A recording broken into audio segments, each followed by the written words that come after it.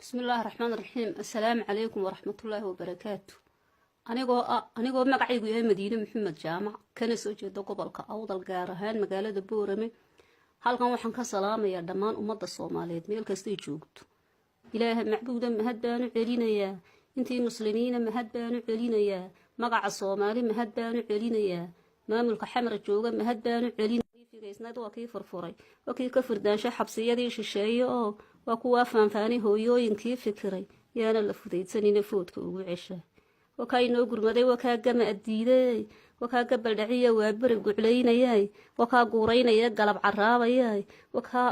ka gungaadhay xaajooyinkii u galay wakaa taladuu gorfaynaya gaadhayo go-aankiisii waa kii guul ku keenayo giddi dadkeennii xidhnaa gacanku soo furfuray oo giddiba ubadkii xidhnaa galab inoo furfuray gargaarka allaalehee gudaya waajibkii allana uu garab galoo guushii wuu hayaa geeri mooyaane Soomaali wuu guntaday gidiba Soomaaliya maad iskarabsataan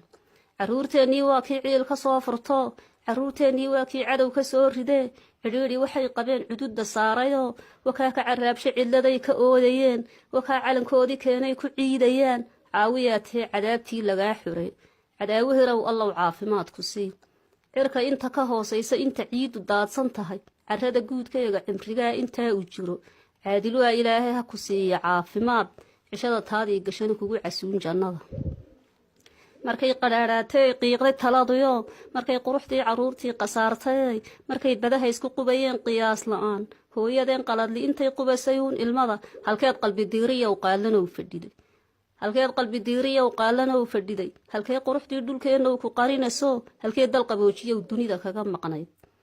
halyeeyadeennii markii hadawgu leefayay markii hilibkii caruurteenna haad ku cunay kolkay hooyooyinkeen hibata ooyayeen habeenku kolkuu inoo galeen halaagsanayn kolkay hibadaan lahayn kala halowday halkee dal qaboojiya dunida kaga maqnayd barbaarkeennii kolkii loo lululay bilbile markay badaha isku gurayeen bareed la'aan baroori markay idlaateen la kala baxayn markay bilan hooyadeen baaba'aysay halkee dal qaboojiya dunida kaga maqnayd hooyooyinkii weertay wahabkii ka duuliyow hooyooyinkii quustay qalbigooga deeriyow hooyooyinkii quustay quruxdii u soo ceshow caruurtii quusanayd qiilu soo helow qufuladii lagu xidhxidhay wada qalloociyow qaali baa tahaye jannadaad ku yeelan qayb allow qabrigaaga kuu noor qiyaaslaan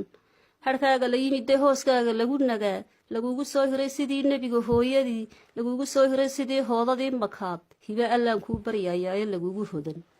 murugadii laga bax waxaan gaadhnay horumaro murugadii laga bax musuqmaasuqii ma jiro murugadii laga bax waa maadhilaahigay Soomaalidii kala maqnayd way midowdayo maronna kama jooga midigtay is haysataa maqsuud weeyaan intaan nood ku qaadino maxamed oo muumina madaxa looga dhigay oo wakaa maareeyay taladii ka murugsaday